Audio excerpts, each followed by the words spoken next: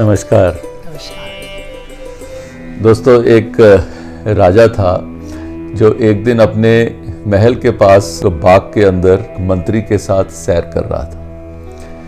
अब सैर करते करते वहाँ पर उसने देखा कि एक साधु महात्मा पेड़ के नीचे वहाँ बैठ के भजन कर रहे हैं और वो उनके पास गया। अपने सिर से उसने ताज को उतार के उनके चरणों में रख दिया और उनके पास जाकर बैठ गया। कुछ देर उनके प्रवचन सुनने, उनसे बातें करी, उनसे आशीर्वाद लिया और फिर वो वहाँ से उठ के अपने महल की तरफ बढ़ा। अब महल की तरफ जाते जाते तो मंत्री ने राजा को कहा, हे राजन, आप इतने बड़े सम्राट हैं और आपने अपना ताज उन महात्मा के चरणों में रख दिया। ऐसा नहीं लगता कि आपने इतने बड़े राज की आपने उसकी तौहीन कर दी है? राजा उसकी तरफ देख के मुस्कुराते हैं और उसको कहते हैं, किसी दिन मैं तुम्हारी इस बात का जरूर जवाब दूंगा।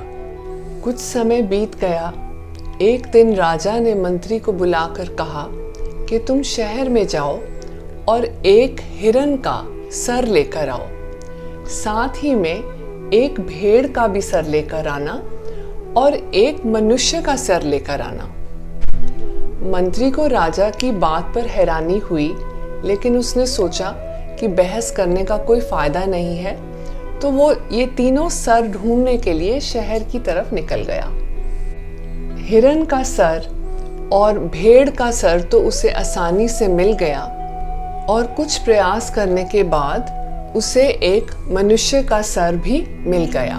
मंत्री ने तीनों सर राजसभा में पेश किए तो राजा देखकर उनको मुस्कुराया और बोला, मंत्री जी, अब वापस शहर जाइए और इन सब को बेच दीजिए।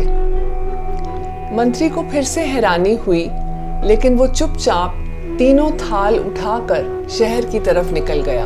अब बाजार में जाकर राजा के मंत्री ने वो सर बेचने का प्रयास किया और भेड़ का और हिरन का सर वो तो बहुत जल्दी बिक गया, किसी ने ले लिया। लेकिन बहुत प्रयास करने के बावजूद भी जो मनुष्य का सर था वो कोई लेने को तैयार नहीं था। तो वो वापस राज दरबार में वापस आया और अपनी इस असमर्थता के बारे में उसने राजा जी को बताया। तब राजा ने उसकी बात सुनते हुए उसको बोला कि चलो, कोई खरीदने को तैयार नहीं है, तुम किसी भी तरह से अब किसी को भी देकर आओ, चाहे बेचो ना। अब दोबारा से जो राजा का मंत्री था वो फिर बाजार की तरफ गया, लेकिन उसके बहुत प्रयास के बावजूद भी वो मनुष्य का सर किसी को मुफ्त में भी देने में कामयाब नहीं हुआ और वापस आकर उसने राजा के आगे अपनी लाचारी व्यक्त की। मंत्री की बात सुनकर राजा ने कहा कि यही है कीमत एक मनुष्य के सर की, कि ना तो कोई खरीदने को तैयार है और ना ही कोई इसे मुफ्त में लेने को तैयार है। अगर इसकी कोई भी कीमत नहीं है तो फिर किसी सिद्ध पुरुष, किसी साधु महात्मा के आगे सर झुकाने में इतनी हिचकिचाहट क्यों? एक नर मुंड की कीमत कुछ भी नहीं होती।